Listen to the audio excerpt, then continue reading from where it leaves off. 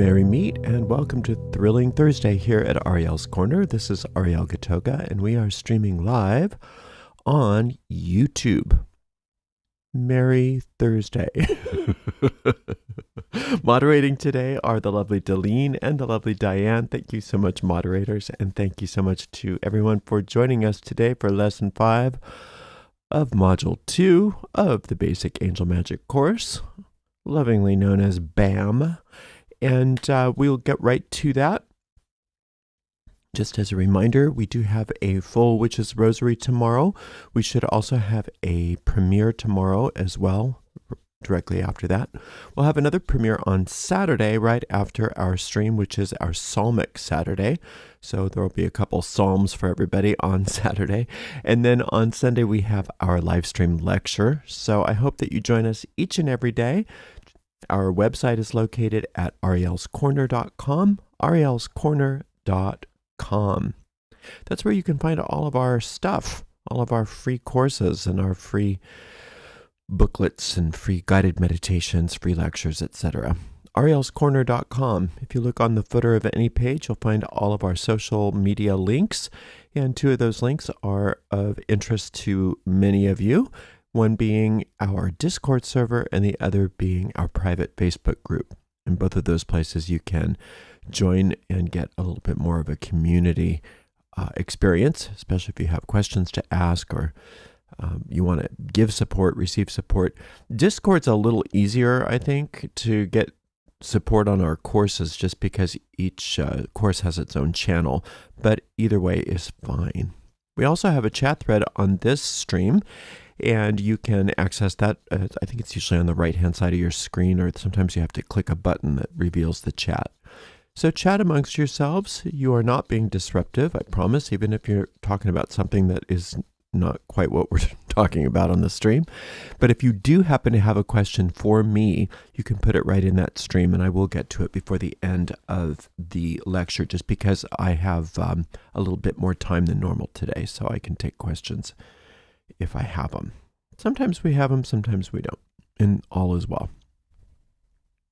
If you'd like to donate to this channel, you can do that by going to paypal.me/arielgatoga, paypal.me/arielgatoga. Or online here on YouTube, you could use a super sticker, super chat, or super thanks if you feel like giving a donation here. We do appreciate your support. Also, we have a shop at arielscornershop.com, arielscornershop.com. I had a request for the pentagram t-shirt to also be offered with the design on the back. So I did that. So if you are listening and you requested that, your t-shirt's ready. And that's available for anybody that wants that pentagram shirt with the pentagram on the back. We have both available now. All right, I guess that does it. Let's get going.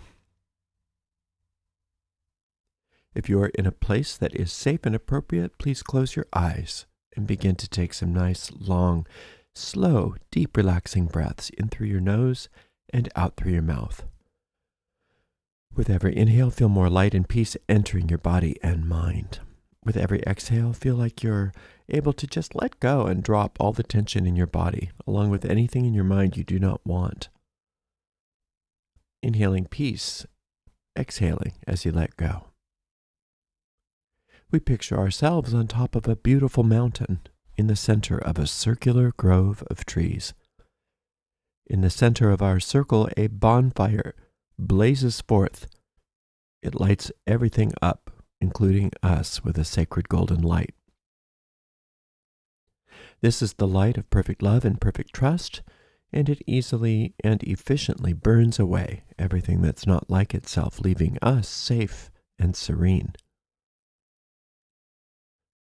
Into this sacred space, we invoke the presence of our Creator. To many of us, our Creator reveals themselves to be a mother and father, a goddess and God.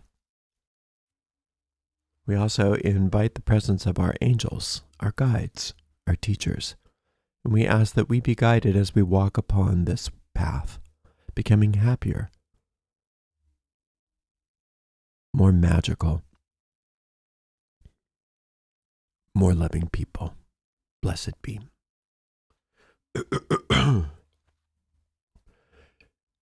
This is Lesson 5 of Module 2 of the basic angel magic course. The dragon, or a Draco, is one of history's most enduring and mysterious symbols, woven deeply into magical, religious, and ancient traditions, including its prominent role in the Book of Revelation. In the Pauline arts context, the revelation of St. John the Divine is not seen as a cryptic prophecy of apocalypse. I can't say that. Let's say that again. The revelation of St. John the Divine is not seen as a cryptic prophecy of apocalyptic events. Instead, it's celebrated as a profound guide to self-initiation, offering timeless wisdom that enriches the practice of high magic.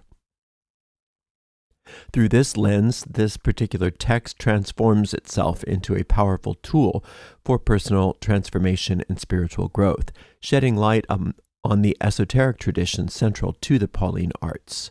This lesson isn't going to go into the Book of Revelation, but if there's interest, I may give a lecture and or a booklet on the magical interpretation of that book.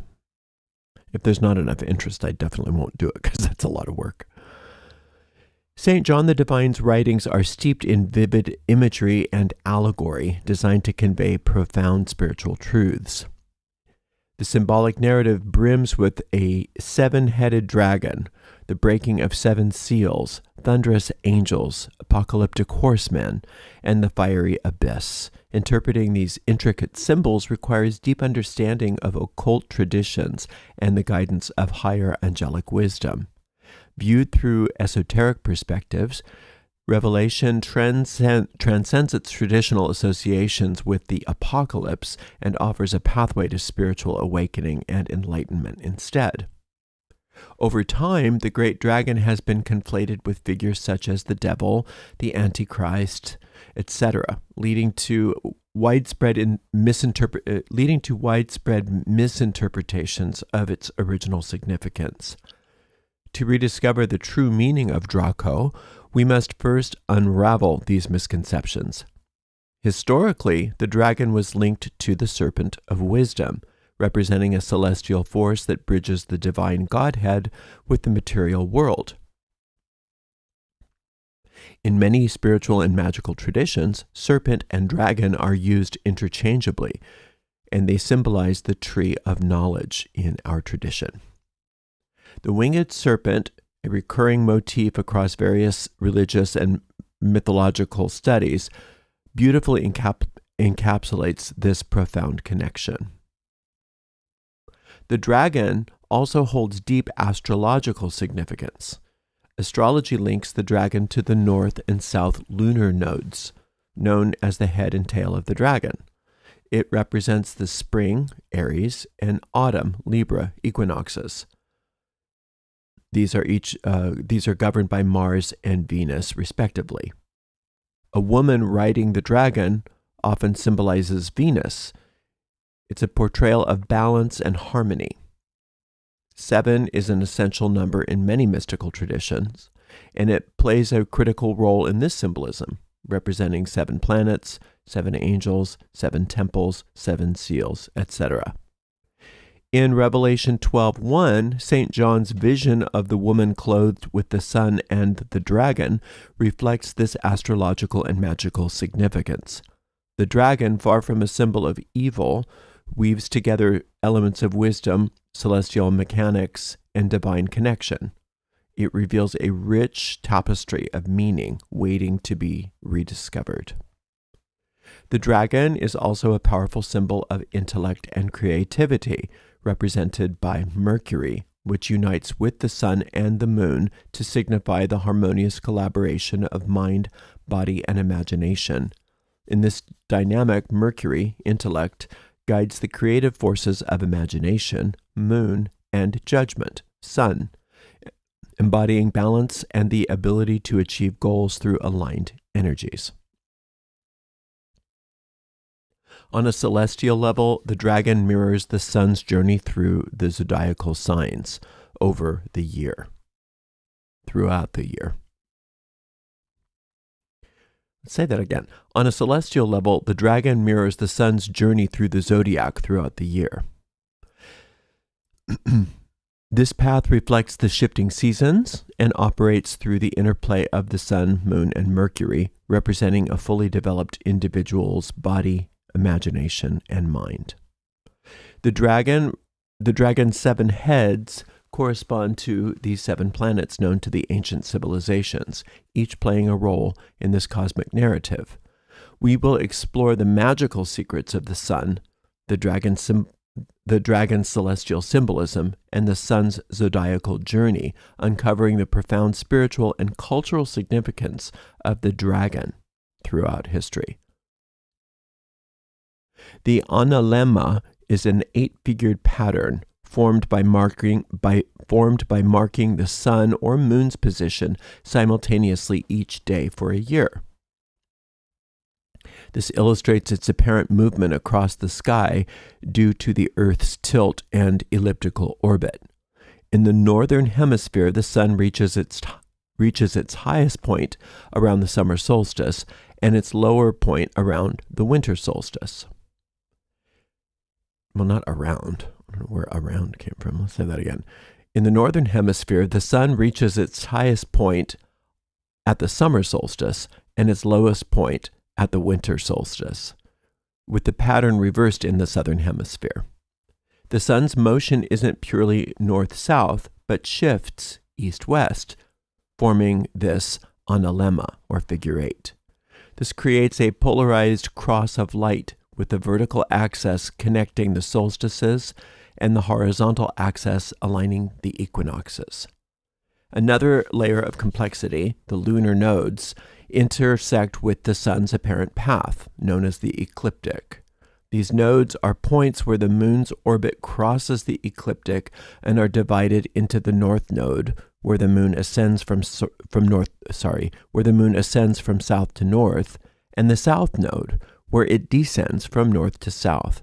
In astrology, these intersections hold symbolic significance. The north node is referred to as the dragon's head, while the south node is known as the dragon's tail.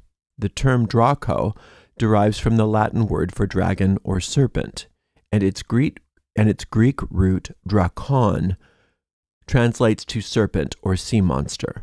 These nodes are central to the draconic zodiac, a mysterious and symbolic branch of astrology shaped by these cosmic intersections.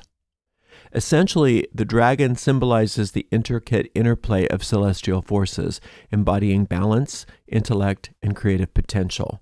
By tracing its connections to the sun, moon, and Mercury, and its ties to the lunar nodes and the ecliptic, we can uncover the more profound spiritual and symbolic meanings resonating across different cultures and traditions for centuries. Astrology and esoteric studies are built upon 3 types of zodiac: the sidereal, the tropical, and the draconic. And each offers a unique lens for understanding celestial movements and personal growth. The sidereal zodiac accounts for the precession of the equinoxes, which reflects the gradual shift in the alignment of stars over time. This system, favored by astronomers and select astrologers such as in Vedic astrology, aligns with real-time positions of the stars, offering a more astronomical perspective. In contrast, the tropical zodiac adheres to the fixed star positions traditionally used in Western astrology. It begins at 0 degrees Aries, aligned with the spring equinox, and it remains the most widely used zodiac in the West. This system captures the traditional planetary alignments at any moment, providing insights into life's experiences and lessons. Sidereal astrology bases the 12 zodiacal signs on the observable sky and takes into account the Earth's axial precession, which shifts the fixed stars by about 1 degree every 72 years. This means that over time, the zodiac signs in the sidereal system shift with the star's movement, whereas tropical astrology always starts with 0 degrees of Aries aligned with the March equinox, the spring equinox in the northern hemisphere. It defines the zodiac signs based on seasons rather than astronomical positions. Because of axial precession, the March equinox now falls in Pisces in the observable sky. These differences have caused the sidereal and tropical systems, which were in alignment about 2,000 years ago, to drift apart.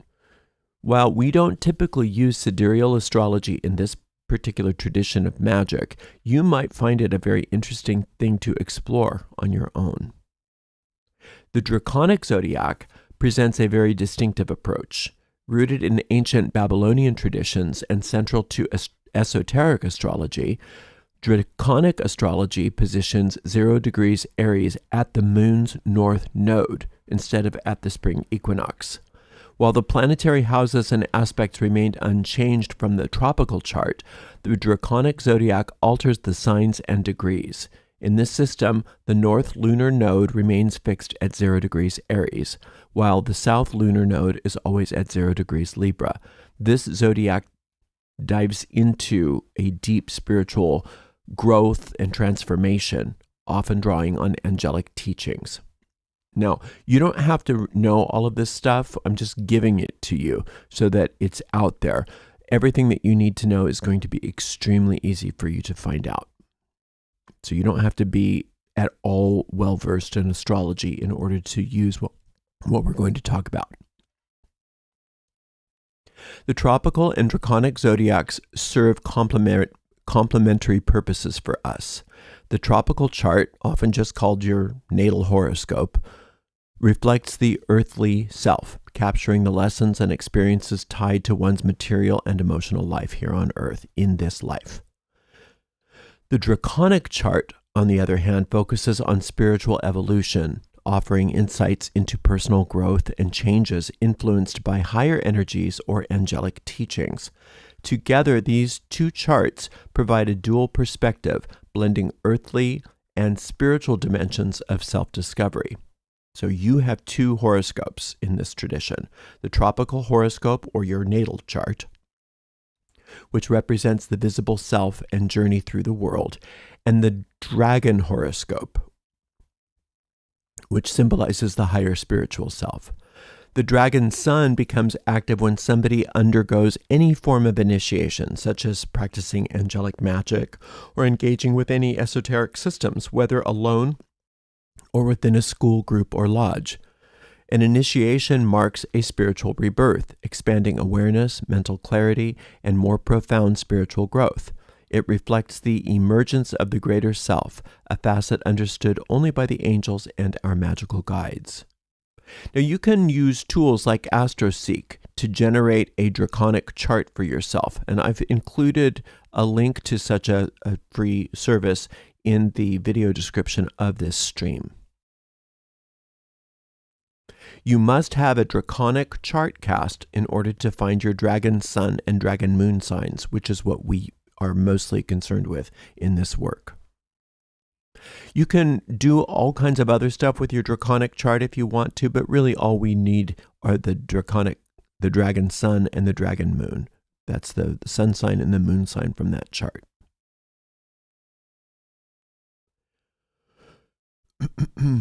Now, this is the dragon chart we see as always being a potential for you, but it's not activated until you go through some sort of an initiation. And the activation of the dragon sun unveils the 7 heads of the dragon, a set of new planetary positions unique to this sun chart. These symbolize a transformative path of self-discovery, guiding us through profound inner changes and spiritual expansion. Ultimately, this dual framework reveals 2 facets of the self. The natal chart embodies the external earthly identity that interacts with the world, and the dragon chart represents the higher spiritual magical self, shaped by magical influences such as the angels. These 2 perspectives serve as a compass guiding personal and spiritual evolution through all of life's lessons, challenges, and rewards. Understanding the difference between the dragon sun and moon is crucial for effective rituals and spells. The dragon sun occurs once a year on your esoteric or dragon birthday, while the dragon moon happens once a month as the moon in the sky moves through the sign of your dragon moon. Recognizing this distinction helps us to align your magical practices with these celestial energies. The dragon moon complements the dragon sun, influencing emotional experiences and relationships. It adds depth to your magical journey by shaping how you connect with the moon's powers. While the natal horoscope highlights earthly challenges and lessons and opportunities, the dragon sun and moon reveal a more profound spiritual growth and rewards. As shown in the dragon chart, the mastery of the lore of the dragon evolves with experience, helping you balance your earthly and spiritual selves. So it's important to know both of these charts. Remember that your native horoscope offers insights into earthly lessons and experiences, while your dragon chart reveals magical lessons, experiences, and rewards. The lore of the dragon is intricate and complex, but with time and dedication, you will master it. Just as you have a dragon sun and a dragon moon and a dragon birth chart, that was a run-on sentence from before. Never mind. Working with the lunar dragon, the dragon moon primarily governs magical experiences and events rooted in your connections with the higher planes. Now, while the basic angel magic is not designed to teach astrology, understanding fundamentals of astrology is essential for grasping the principles of any form of magic. The dragon sun represents the birthplace of your magical self, serving as a source of guidance and abundance. The dragon moon acts as the magnetic channel through which your magic flows. As you've learned in previous lessons, the moon, guided by Angel Gabriel, gathers and directs the energies required for magic. New moon dates have always held particular significance for magical work, and you've learned all about this. We try to work with that new moon when we're doing any important magic. However, even when ceremonies are performed after the new moon, they can be effective because the dragon moon is always present to carry the energies of your spells and invocations. The fact that you're taking this course reveals that you, at some point, underwent a spiritual rebirth or initiation, or you wouldn't even be interested in this. You were born again with a new dragon sun and moon sign, starting your journey of learning and growth like a child being taught the magical alphabet. You've learned to live by a lunar rhythm, guided by the new moon each month in your studies. You've probably noticed that after starting magical studies, you've experienced profound changes within yourself. This transformation is echoed in the Psalms. The sun shall not smite thee by day, nor the moon by night. That's Psalm 121, verse 6. This verse describes the protection and strength gained through an awareness of your dragon sun and dragon moon. From the moment you connect with these celestial forces, the challenging aspects of your horoscope are overcome, bringing you closer to the state of the angels, who operate in harmony with the dragon sun, the dragon moon, and all the dragon planets. In this context, the dragon symbolizes an awakened soul and a disciplined mind. When seeking assistance from Gabriel, the angel of the moon, you will continue to petition Gabriel during the new moon for practical matters, or your birth angel for practical matters. But for emotional, magical, and spiritual concerns, you might consider now calling on Gabriel when the moon in the sky, transits the sign of your dragon moon. Unlike the physical moon, the dragon moon doesn't wax or wane, so you don't ever have to worry about the lunar phase when working magic through the moon's transit over your dragon moon. For example, if your dragon moon is in the sign of Gemini and you face 2 practical and 1 emotional challenge, here's how you might proceed. You might work on the new moon as you normally do for the 2 mundane issues. For the emotional challenge, such as, resolving a family tension or some sort of experience that you're having internally or magically, you might petition Gabriel on the day when the moon is in Gemini, the sign of your dragon moon. Remember that while the moon's light and dark phases apply to practical concerns, the waxing and waning moon, While the waxing and waning moon apply to practical concerns, the dragon moon transcends these cycles, offering you support at any time for emotional and spiritual needs. Understanding these distinctions allows you to align your magical practice with the celestial forces that guide and empower you. To fully harness solar magic, you also need to understand the zodiacal signs of both your natal sun and your dragon sun. Sun spells performed on 2 significant days each year, your natal birthday, your regular birthday, and your dragon birthday, can amplify your success, enhancing your reputation, strengthen your magical abilities, and support your spiritual growth. Your dragon birthday is determined by the degree of your dragon sun sign. For instance, if you get your chart cast, your draconic chart cast, and you notice that your dragon sun is at 11 degrees Capricorn, then your spirit birthday or your dragon birthday would align with the sun's transit to that degree. So if I look it up in an ephemeris, I can say, well, when is the sun at 11 degrees Capricorn? And I say, oh, January 2nd. My dragon birthday is January 2nd. So for me, my regular birthday, my natal birthday is April 7th, and my dragon birthday is January 2nd. So those are 2 very important days for me to perform solar magic. The sun transitions through each zodiacal sign only once per year. So we have 2 birthdays, our regular natal birthday and our dragon birthday. And each one of those are very powerful times to perform solar magic. You can elevate your fortunes and your spiritual development over time by consistently performing solar spells on those 2 dates. Now, the angels who govern your dragon, sun, and moon signs serve as guiding forces for the inner aspects of your journey. Beyond their traditional domains, which they can still be called upon for, these particular angels offer profound support on the most intimate levels of your spiritual growth and magical path.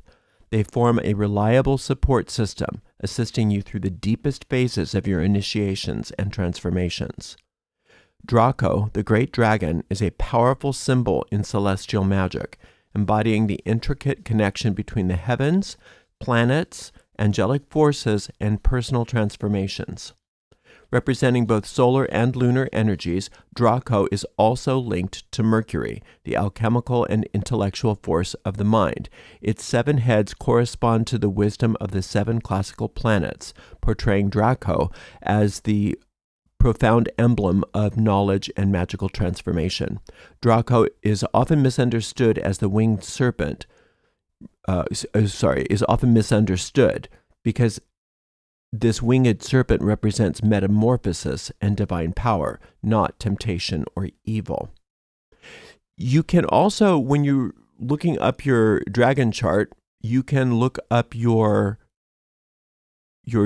dragon Mercury as well. It can give you some added insight because those 3 planets are the most important in this kind of work that we're talking about: Mercury, Sun, and Moon. Lucifer, often called the angel of the earth in this tradition, is deeply connected to this symbol of Draco, the great dragon, positioning him as the mediator between angels, planets, and humanity. Despite this, his legacy is often misunderstood. He's frequently conflated with Satan, and phrases like "on thy belly thou shalt go" are misinterpreted as literal rather than metaphorical, because this symbolizes this phrase "on thy belly thou shalt go," "on thy belly thou shalt go," symbolizes Lucifer's descent into material existence. As the fallen archangel, Lucifer's journey is one of redemption, reincarnating as a human to light a path of redemption for all of humanity. This confusion, often rooted in ignorance, stems from conflating the fallen serpent with the winged serpent of wisdom. Lucifer's association with Draco, the celestial clock, highlights his role as a spiritual guide, helping humanity reconnect with the divine. As the winged serpent, he symbolizes enlightenment, wisdom, and the transformative power of redemption. Lucifer means light bringer or light bearer, and this reflects his role as the bringer of illumination and divine wisdom. He is closely tied to the sun and moon, representing the universe's lights, and to Mercury, embodying into, okay, I got to say that again because I just got totally off of my rocker there. He is closely tied to the sun and moon and to Mercury. To the sun and moon, he represents the universe's lights, and to Mercury, he represents the intellect and the clarity of thought. Lucifer personifies divine intellect and appears in many forms, each rich with meaning. As the winged serpent, he represents Mercury's essence. In his solar form, he is the morning star that heralds the dawn. In his lunar form, he manifests as the evening star, marking the arrival of night. His connection to Draco further emphasizes this role as a celestial bridge between the heavens and the earth. Obviously, also, which is going to be a different lesson at some point in the future, he is related very intimately with the planet Venus, who is the morning and evening star. Lucifer connects humanity to the celestial and divine as an intermediary between realms. As a guide and teacher, he addresses human flaws while leading seekers on a transformative path of atonement and redemption.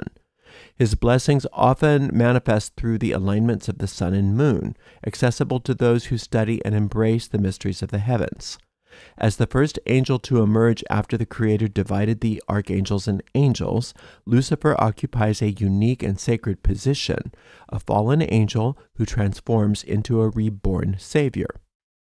Having experienced his fall and journey of redemption completely, Lucifer profoundly understands all aspects of human frailty and understands also the way back to redemption.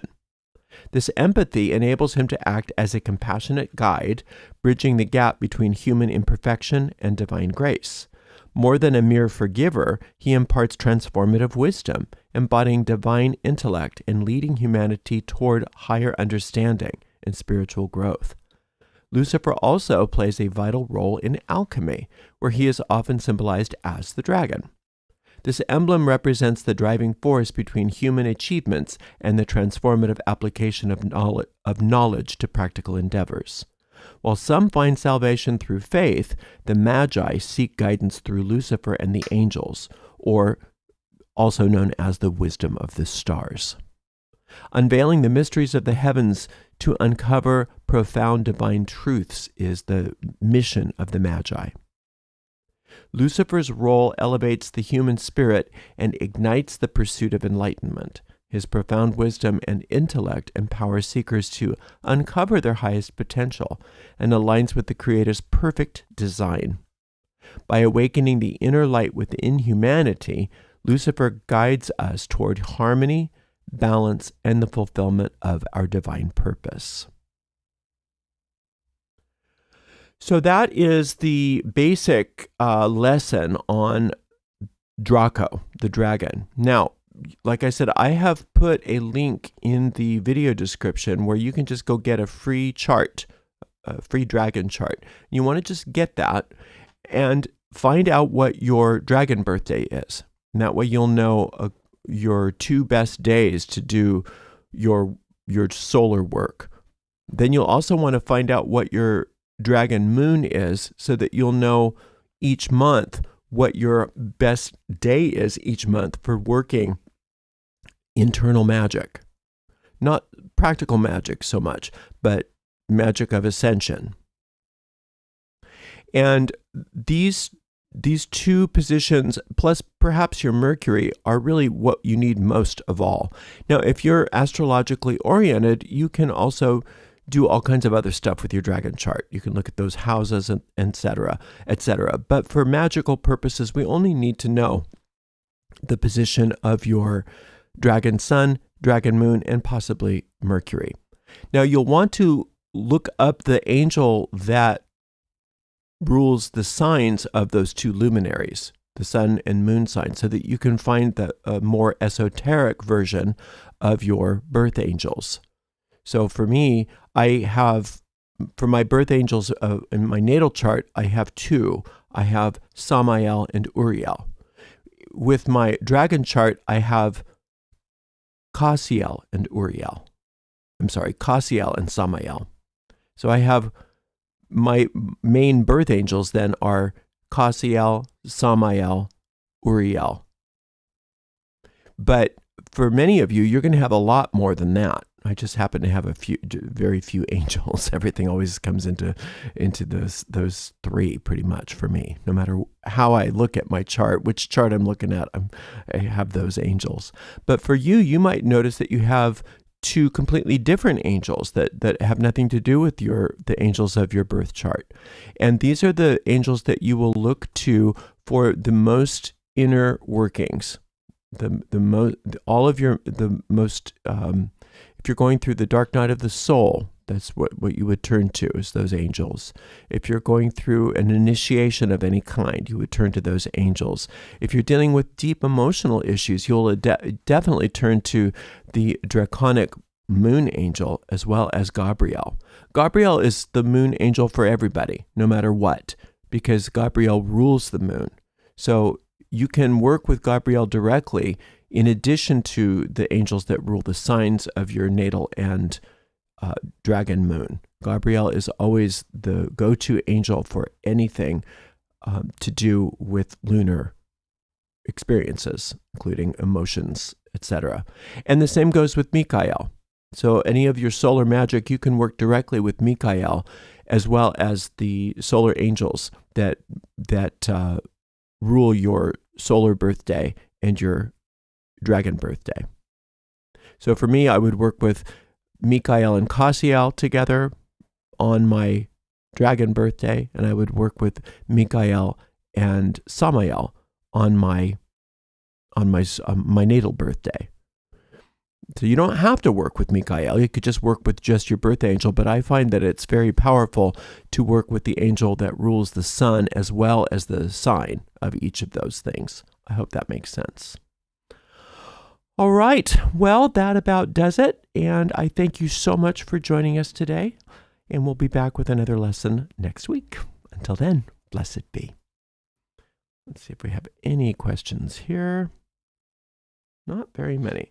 If you had to recommend just one psalm for someone with tons of credit card debt, which one would that be? Well, there isn't just one psalm for anything.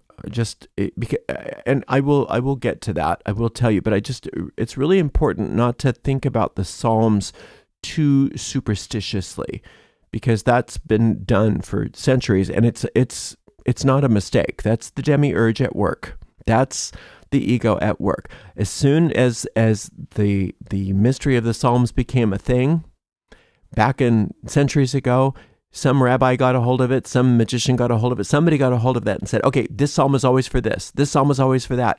And it took all of the power away from the actual psalm and put it into superstition. It's not the psalms that are giving you the power. It's the number of this particular psalm and these words, right? So I do agree that it can be very expeditious to find the perfect psalm. It can. And so I'm going to help you with that right now.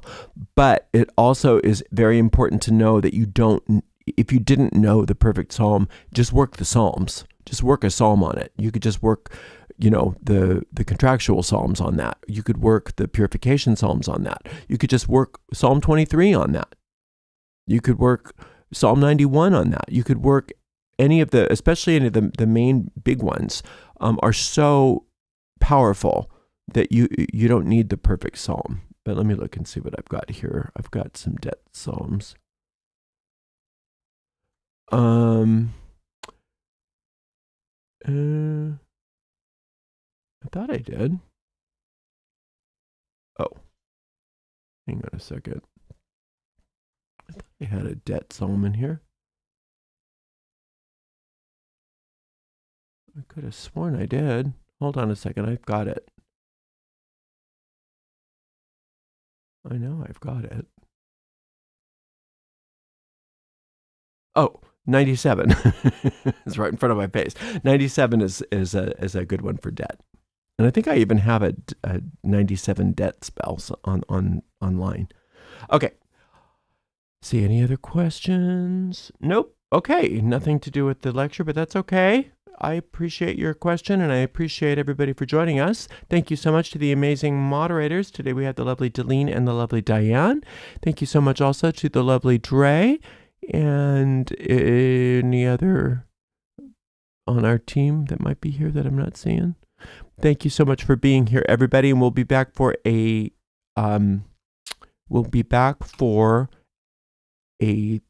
rosary, 3 rounds of the rosary tomorrow, and plus right after that we will have a premiere. So thanks again for being with us. It may take me a little while to get all of the new angel magic edited and ready to go. I'll be working on it as fast as I can, but please be patient. All right, we'll see everybody tomorrow. Blessed be.